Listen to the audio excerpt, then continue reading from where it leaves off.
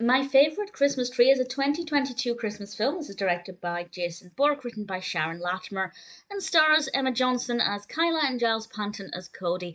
And generally, I really like this. I was also really impressed with the direction I thought it was taking. Then it kind of doubled back on itself, and I didn't love one aspect of it, but it is a spoiler, so I'll discuss that with a spoiler warning towards the end. But for the most part, this will be spoiler free. Kyla goes to this little town to learn more about this tree farm.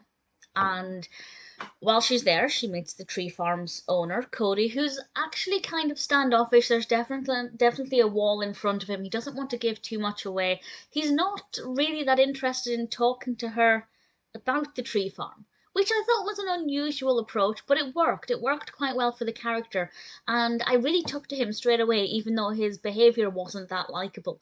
And that was quite fascinating, but it worked really well, and I really enjoyed the characters. I think watching their chemistry grow was really fun. We have our classic Christmas rom-com, Will They, Won't They, and I think the way that that developed was really interesting. We also have some mysteries, one of which surrounds this type of tree that used to be on the lot, but it disappeared, and there's a mystery of, is there any left? Will they find any more of it? I thought that was quite interesting. And because Kyla is into genealogy and she doesn't know that much about her own past because there's just not really this paper trail, she begins to wonder, because of various clues, if her heritage might be in Conifer, this town. And for the most part, I was really impressed with the direction that took. But actually, ultimately, I didn't like where it ended up. But I'll explain that in a bit. But even though I didn't like that part, it wasn't enough to hinder my enjoyment of the film overall. It was quite festive, very wintry. Definitely a very wintry film. We have some lovely Christmas music. There are, of course, some hot drinks. They're making s'mores.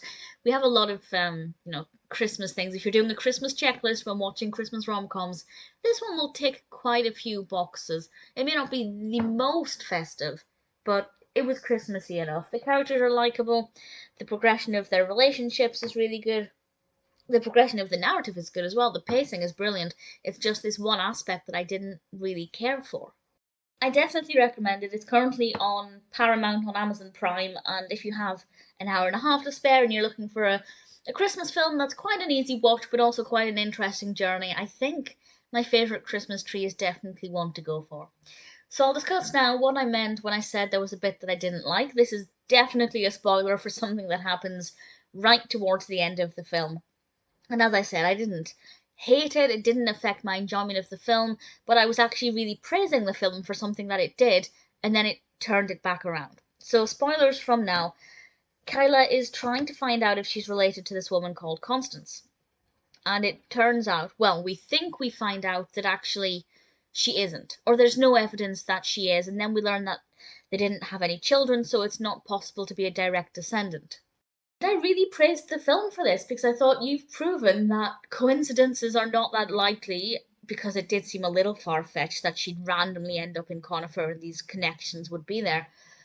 And also that it doesn't matter because the experience she's had digging into this past has led her to some other discoveries, including romantic discoveries and discoveries with this solar Christmas tree.